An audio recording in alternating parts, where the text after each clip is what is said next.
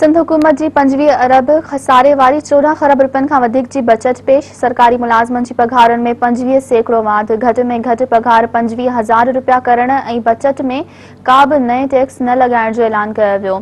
सिंध जे वॾे वज़ीर मुराद अली शाह नाणे वारे वज़ीर तौरु सिंध असेम्बली में माली साल 2021-22 जी बचत पेश करे छॾी। वॾे वज़ीर मुराद अली शाह बचत तक़रीर में ॿुधायो त सरकारी मुलाज़मनि जी पघारुनि में 25% वाध कई वई।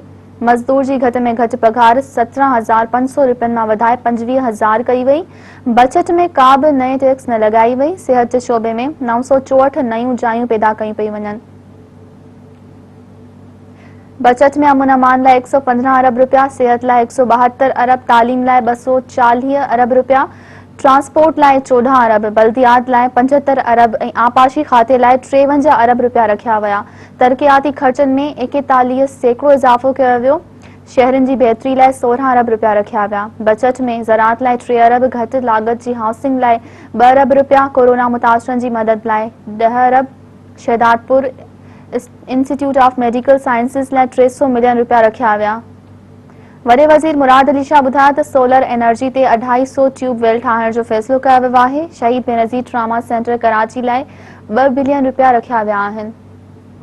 वॾे वज़ीर चयो त असांजी कामयाबी असांजी पॉलिसियुनि जो तसलसल आहे। तरक़ियाती ख़र्चनि में 41% इज़ाफ़ो कयो वियो। शहरनि जी बहितरी लाइ 16 अरब रुपया रखिया विया। वॾे वज़ीर ॿुधायो त रिटायर्ड मुलाज़मनि जी पेंशन में 10% इज़ाफ़ो कयो वियो।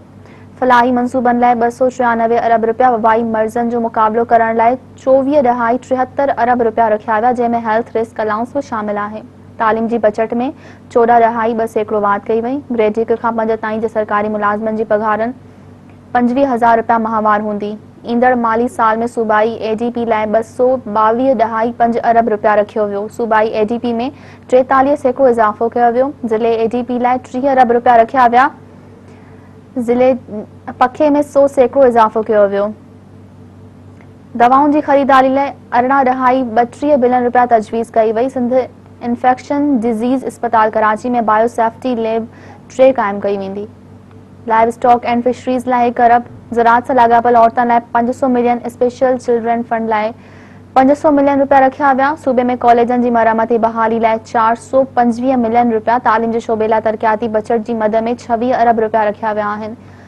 ईंदड़ माली साल जी बचत में हक़दार माण्हुनि जी मुआवनत ऐं मुईशत जी बहाली जे सिलसिले में 3.90 अरब रुपया रखिया विया आहिनि। सिंध जी वॾनि अस्पतालनि में ऑक्सीजन जनरेशन ऐं मेडिकल गैस प्लांट लॻाया वेंदा।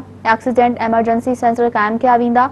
इन जूं 2 स्कीमूं आहिनि। हिकु मोटरवे थाणो बोला खान इंटरचेंज ऐं ॿियो हाक्स बि कराची में ठाहियो वेंदो।